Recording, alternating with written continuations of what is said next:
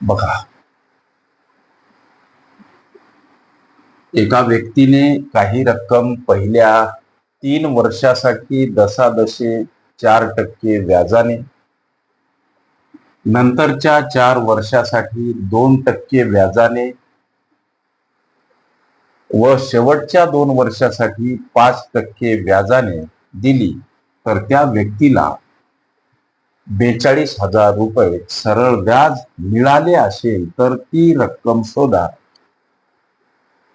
लेकरांनो, तुम्ही जे प्रश्न विचारता तो प्रश्न जसाच्या तसा टाकत जा विथ ऑप्शन. प्रश्नकर्त्या विद्यार्थ्यानं प्रश्नाचे पर्याय दर्शवले नाहीत. गणित समजेल अशा भाषेमध्ये समजावून सांगा सर. लेकरांनो, लक्ष द्या.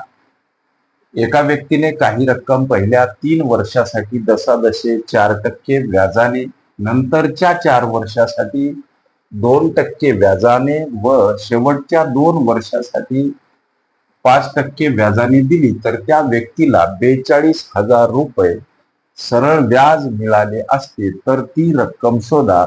समजेल अशा भाषेमध्ये प्रश्नाचं निरूपण सादर करा.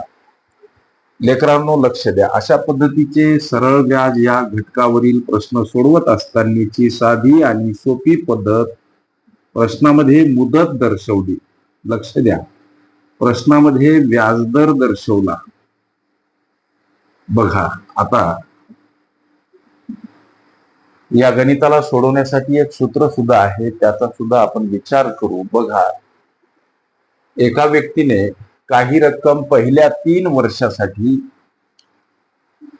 4% व्याज दराने, नंतरच्या 4 वर्षासाठी मुदतीच्या ठिकाणी 4 लिहा, नंतरच्या 4 वर्षासाठी 2% व्याजाने, इथं व्याजदर 2%, व शेवटच्या 2 वर्षासाठी 5% व्याजाने दिली. लक्ष द्या, तर त्या व्यक्तीला 42,000 रुपये सरळ व्याज मिळाले असेल तर ती रक्कम शोधा. इथं फक्त या 2 गोष्टीचा गुणाकार, अर्थात मुदत गुणिला व्याजदर, हा गुणाकार करा. 4×3=12. आता हे मात्र टक्के झाले. 4×2 8 टक्के झाले आणि 5×2 10 हे काय झाले? टक्के. यांची बेरीज करा. 10 8 18 आणि 12 30%. ओके लेकरांनो, लक्ष द्या. आता मिळालेलं सरळ व्याज या गणिताला साध्या आणि सोप्या पद्धतीनं उत्तराप्रत न्यायचं कसं? त्या व्यक्तीला मिळालेलं सरळ व्याज आहे 42,000 रुपये. इथं ते मांडा. 42,000 रुपये गुणिला हे 30%. मांडायचे कसे? इव्हाना आपण 30% कसे मांडतो तर 30 छेदस्थानी 100 असे 30% इथं या सरळ व्याजासोबत गुणिले मांडत असताना गुणाकार व्यस्त रूपात मांडा. लक्ष द्या, जसं की 100 अंशस्थानी आणि 30 छेदस्थानी. इथं लेकरांनो, या शून्यासाठी हा शून्य गायब. आता 3×14 म्हणजे किती हो? 42. त्यावर हे 2 शून्य. लक्ष द्या. आता 1400 आणि 100. 1400 गुणिला 100 बराबर 14 एक 14 आणि त्यावर हे 4 शून्य.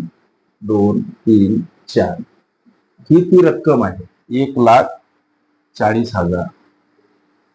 या गणिताला सूत्रबद्ध रित्या सोडवायचं झाल्यास लेकरांनो, अशा पद्धतीचे गणित विचारले असता एक सूत्र आहे, जसं की प्रश्नात दर्शवलेलं व्याज सोबत गुणिला 100 आणि छेदस्थानी मुदत गुणिला दर अधिक मुदत गुणिला दर अधिक मुदत गुणिला दर.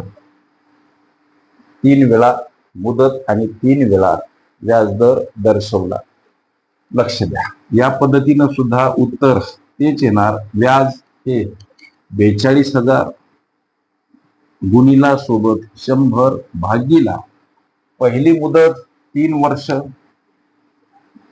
आणि पहिलं व्याजदर 4%, इथं अधिक चिन्ह, दुसरी मुदत 4 वर्ष गुणिला दुसरं व्याजदर 2% अधिक शेवटची मुदत 2 वर्ष, शेवटचं व्याजदर 5%. लक्ष द्या मित्रांनो, लक्ष द्या. 42,000 आणि हा गुणाकार, हे 2 शून्य वाढव. आता इथं 4×3=12 अधिक स्वरूपात 4×2=8 अधिक स्वरूपात 5×2=10. लक्ष द्या. आता 42 वर, अर्थात हे 42 लाख झाले. एकक, दशक, शतक, हजार, दश हजार, लक्ष, दशलक्ष, 42 लाख झाले. याला भागीला ही बेरीज करा. 12×8 20 आणि 10 30.